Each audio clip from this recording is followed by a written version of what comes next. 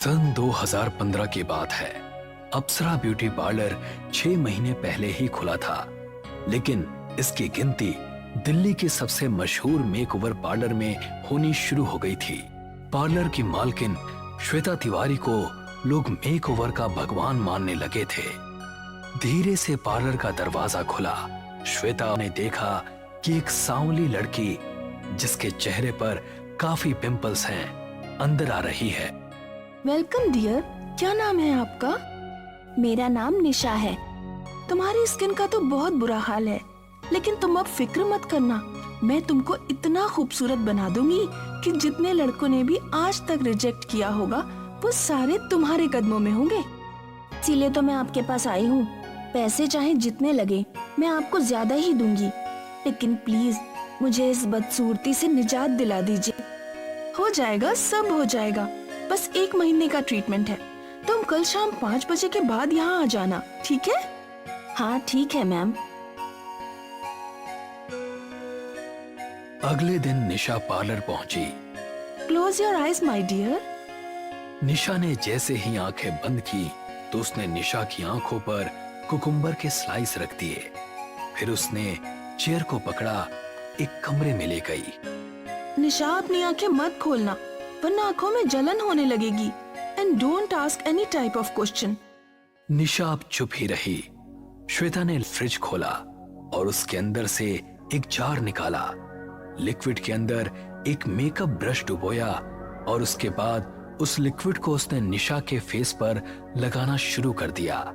कुछ ही मिनटों में निशा का पूरा चेहरा खून सा लाल हो चुका था और श्वेता के चेहरे पर रहस्यमयी मुस्कान छलक आई। अभी आधे घंटे के लिए तुमको ऐसा ही रहना पड़ेगा। चाहो तो सो भी सकती हो, लेकिन आंखें बिल्कुल नहीं खोलना। Okay ma'am. श्वेता वहां से चली गई और उस कमरे में निशा बिल्कुल अकेली थी। निशा को इतनी देर आंखें बंद करने से नींद आ चुकी थी। उसने देखा कि वो एक अंधेरी जगह पर खड़ी है, जहां दूर दूर तक कोई नजर नहीं आ रहा है। तभी उसको 2 आंखें लाल लाल चमकती हुई नजर आई। कौन है वहाँ? ये सुनते ही एक बेहद भयानक लड़की उसके चेहरे के बिल्कुल करीब आ गई। निशा चीखती हुई अचानक से जाग उठी और श्वेता अंदर आ गई।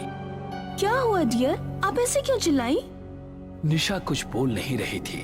अभी ये समझने की कोशिश कर रही थी कि वो इस अजीब कमरे में कैसे आ गई। चलो, आधा घंटा हो चुका है, आओ तुम्हारा फेस वॉश करवा दूं।